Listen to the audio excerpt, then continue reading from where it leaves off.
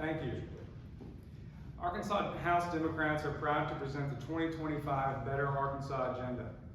We spent a lot of time this year talking to Arkansans in every corner of the state.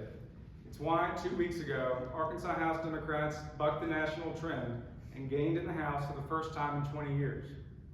In big cities, small towns, and rural areas, you told us about the problems that matter to you. Not enough doctors and nurses, worries about public education under attack, mental illness and substance abuse tearing apart families and communities, and leaders that seem more concerned with preserving their own power than fixing these real problems. Well, Democrats have been listening, and we agree. It's time to change how we do business in the state and put people first again. That's why we took the things you told us you care about and made that our 2025 Better Arkansas agenda.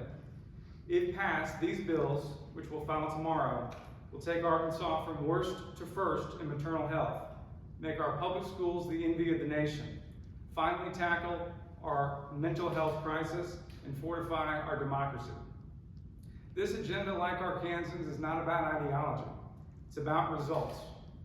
Democrats have all types in our Big Tent: progressives, moderates, conservatives, and more. Good ideas can come from anywhere. Our approach is to find what works for the people of this state and fight for it. As Democrats, we recognize we are currently in the minority. That doesn't mean we tuck our tails and go home. We're coming out with a bold agenda that would make a huge difference for Arkansas families. Why? One, we want to make it clear what we stand for, who we stand for, you, and how we'll lead once you give us the chance again. Two, we plan on fighting for these bills. We truly welcome Republicans who want to work with us to pass them. If they want to steal our ideas, like when we proposed to increase teacher salaries to $50,000, we welcome that too. Either way, Democrats are getting the job done for Arkansans. And if Republicans say no to these bills, which would make life better for the people of Arkansas, then we'll make our case that Democrats deserve the chance to lead again. We are ready to deliver on maternal health, public education, mental health, and our democracy. We are ready to deliver a better Arkansas. Now I'd like to invite some of my fellow House Democrats to talk about our priorities, starting with Ashley Hudson, who's going to speak about how we can take Arkansas from worst to first in maternal health. Ashley. Thank you, and good afternoon, everyone.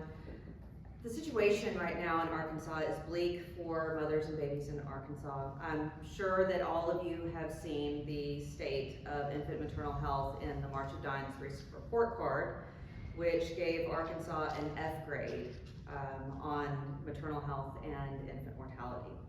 We actually managed to fail even worse than we have in previous years this year.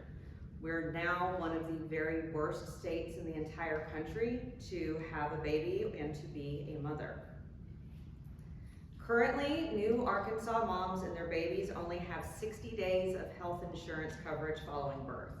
We are the only state now in the entire country that hasn't provided a year of postpartum Medicaid coverage.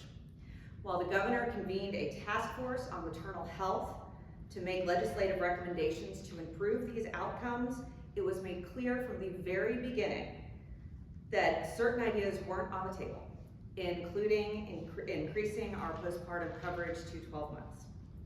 We know without a doubt that one of the most effective, least expensive ways that we could protect moms and babies in this state is to offer them health care coverage for the first 12 months after birth instead of cutting it off at 60 days. House Democrats now have a plan to take Arkansas from worst to first in maternal health. We would extend postpartum Medicaid coverage for new moms to 12 months after birth. We'd also get pregnant women insured earlier in their pregnancies so that they can get the prenatal care that they need. We'd improve reimbursement rates and invest in scholarships to get more doctors and nurses throughout the state, but especially in rural areas. We'd also double funding for nurse midwives.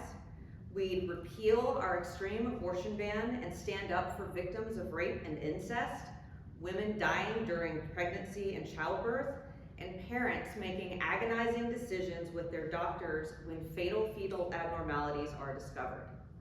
We plan to make these priorities for a couple of reasons. One, because it's the right thing to do for Arkansas women. They deserve to be able to control their bodies. And two, because our ban on abortion is causing us to lose OB-GYNs in the state that we need to meet these needs. In addition, we'll stand up for IVF, bring comprehensive health education into our public schools, and we'd ease some of the financial burden on new moms with a child tax credit.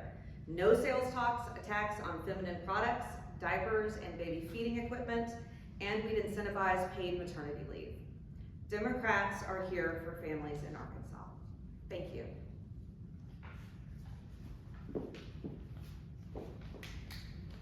Thank you, and now Tara Shepherd will speak about public education. Good afternoon, and thank you all for being here today. I would like to address the fact, along with my colleagues, that 95% of Arkansas kids attend public schools. Public schools instill the academic, life, and career skills to help countless kids achieve their dreams. The teachers and the staff who work at our schools are some of the most dedicated, compassionate, and people we will ever meet. Because public schools serve every community, they reflect the state.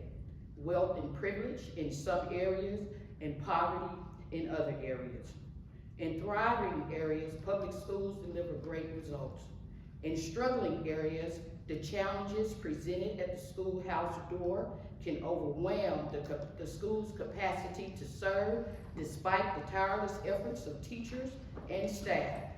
So we have an achievement gap.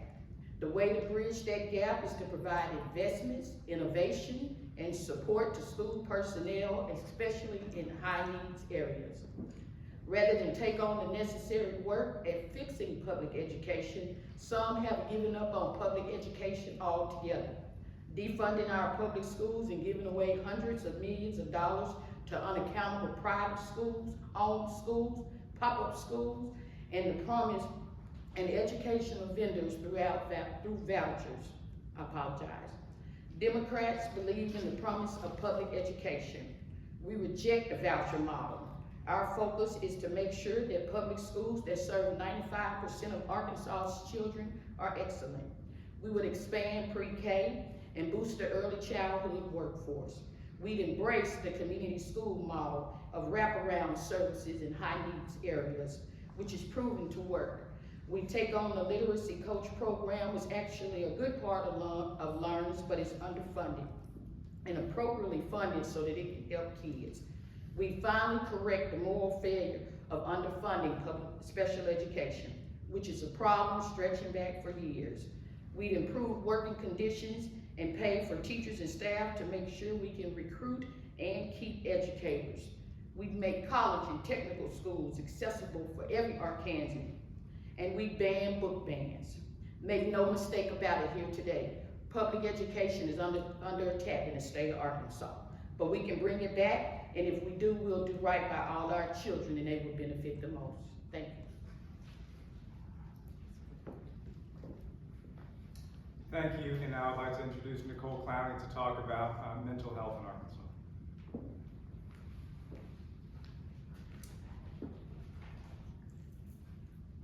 When you think about a lot of the really big problems in our society, crime, poverty, unstable families, mental illness and substance abuse are often at the heart of the matter. Mental health is a really tough challenge nationwide. Arkansas ranks among the worst states in confronting it. For years, the legislature has had a mental health working group, and that's been a great start, but it isn't enough. Because when it comes to our budget, if it's not tax cuts for the wealthy, vouchers, or a new prison, it hasn't been a top priority. As a result, there never seems to be enough money for real investment in things like mental health. It doesn't have to be this way. Democrats believe it's time to put people first and take on mental health. The first step is to improve access to care by fixing our shortage of behavioral health providers.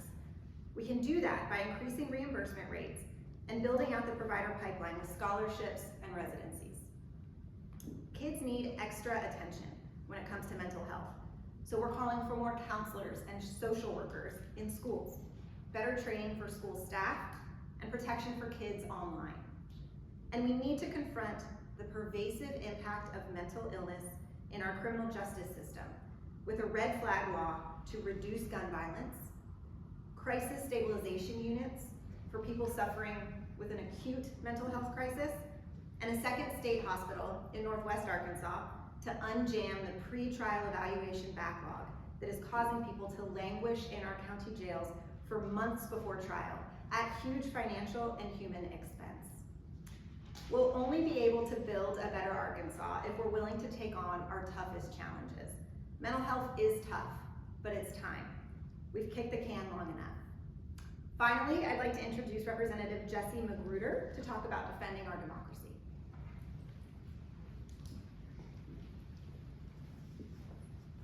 Thank you to all my colleagues who are standing here with me. We have several issues we're going to attack here in Arkansas, but voting is a very important issue. From ballot initiatives to the Freedom of Information Act, where I'm seeing the consequences when politicians try to change rules that benefit themselves instead of benefiting the people of Arkansas. That's why we're going to put in defense of democracy the heart of our agenda. It begins with voting, which should be both easy and secure. Not like in Crittenden County, where we didn't have access to voting. You should be able to register to vote online at any time, including on election day. You should also be able to vote absentee ballot without needing an excuse up until election day. And if you do come to the polls and find yourself waiting in line for hours, it should not be a crime for you to get water from somebody. As important as voting is, so is the integrity of how we draw district lines. The very lines that determine who you get to vote for. Right now, those lines are being drawn by politicians who predictably draw the lines to favor someone that they have chosen. But we need people who are bipartisan drawing these lines. We should also restore the ability of ordinary citizens to petition for change to law when the great strength of Arkansas is the political system. And believe it or not, slavery is still legal on Arkansas prison farms and in manufacturing plants. That practice should be banned immediately. Finally, Democrats believe that sunlight is the best disinfectant. The Freedom of Information Act ensures transparency and accountability, which is why politicians have been trying to weaken it in recent years. We will put in the Constitution to protect it from future attacks.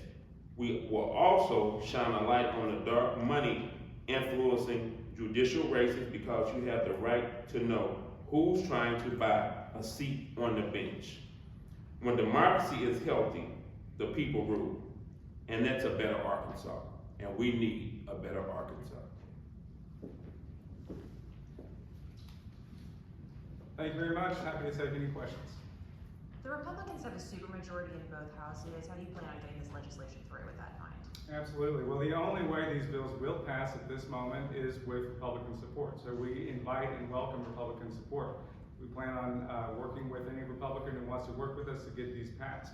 That said, the choice is theirs, and if they choose not to work with us to pass these bills, we'll simply make the case that you need to support our agenda and our candidates in order to get these bills passed. So the bills that you're going to introduce tomorrow, do any of them have Republican co-sponsors? No, these are all filed by one person, me, and so we're going to take that as the first step and then bring on co-sponsors and other sponsors among our caucus at that point. We didn't do that at the beginning, we're going to do that at this point after filing. Yes? Do you think that you might end up with the issue again where, similar to the Lawrence Act, you have some things that you all support, like increased teacher pay and literacy coaches, that are attached to, again, the same bill, things that you really don't support, like school vouchers. Do you think that that might happen again with Republican-introduced, Republican-backed bills? And I know there was a separate teacher pay bill last session that didn't go forward. Do y'all have a plan or some thoughts on how to push back on that? Yeah, that's a strategy that people use when they have things that are unpopular that they want to pass with popular components. And obviously, there are some things that are simply poison pills, and you have to vote no if you disagree with that bad aspect, and Lawrence was one of those classic examples. It had things in it that were good, but it was intentionally packaged with vouchers, which were very harmful to public education, and that's why Democrats did not support that bill, and that's why a number of Republicans didn't either. Yes, I do expect that'll continue to come up. It's a strategy that people use in legislative bodies all over the world. I have two things. What are y'all proposing for teacher pay? That was my understanding that y'all are wanting to increase that. And then two, more specifically, it sounded like y'all are wanting to do something to address the abortion ban. What does legislation look like that addresses that? Sure. So on the first point, teacher pay, $50,000 minimum salary was Arkansas Democrats' proposal in the RAISE Act in 2023.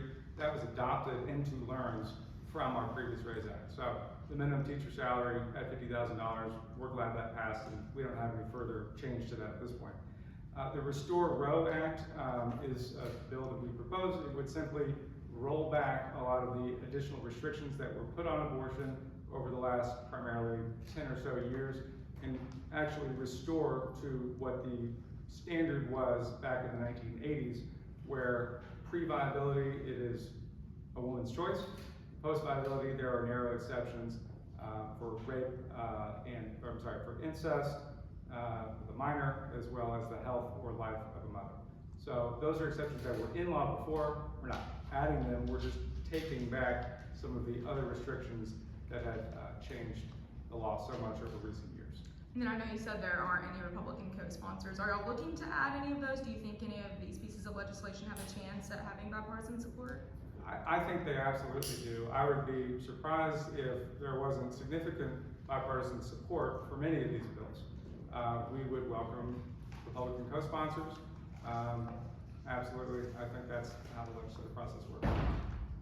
A lot of Democrats chose to go on to public health, so is there a deliberate strategy in that? Is there something that you're looking to potentially block from Republicans on Medicaid, for instance?